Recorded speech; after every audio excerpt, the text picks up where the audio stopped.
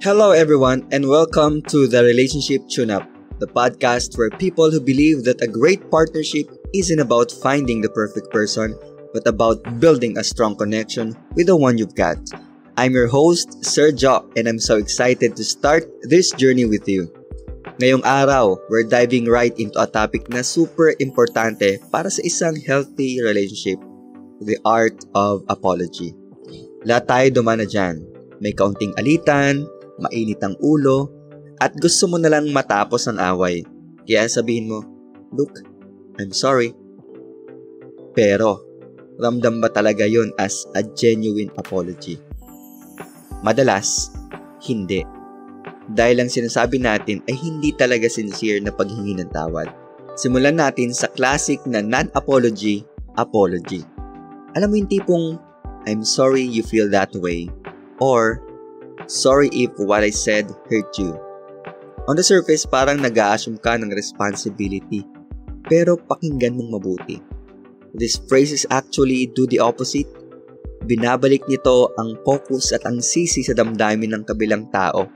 Para mo na rin sinabing, "I'm not sorry sa ginawa ko. Sorry na nag-react ka ng ganyan."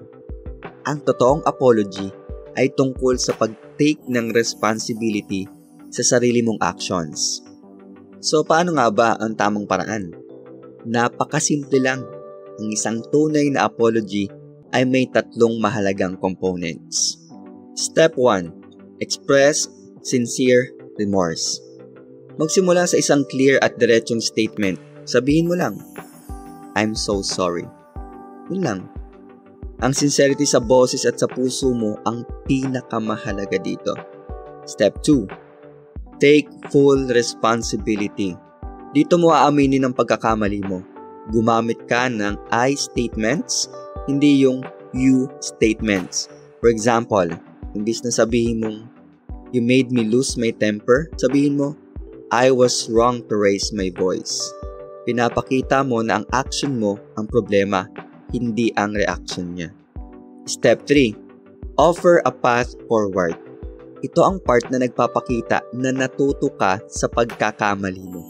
Hindi lang to tungkol sa pagsasabi ng sorry, tungkol din to sa pagpapakita na gusto mong maging mas mabuti. Pwede mong sabihin ang tulad ng, "Next time, I'll take a deep breath before I respond." Or, "I will make sure to communicate my schedule with you ahead of time." Napakahalaga ng step na to dahil nagbibigay ito ng pag-asa at reassurance sa partner mo na hindi na mauulit ang issue. Tandaan, ang paghingi ng tawad ay hindi simbolo ng kahinaan. Ito ay simbolo ng kalakasan. Nangangailangan ng lakas ng loob para aminin ang pagkakamali at ng tunay na commitment sa relasyon ninyo para mas maging mahusay.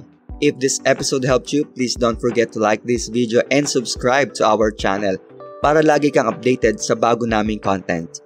And I want to hear from you. Sa comment section, i-share mo ang thoughts mo or kung anong next topic na gusto mong i-cover natin. Maraming salamat sa pakikinig. Till next time, always remember, i-tune up ang love life, huwag ang partner.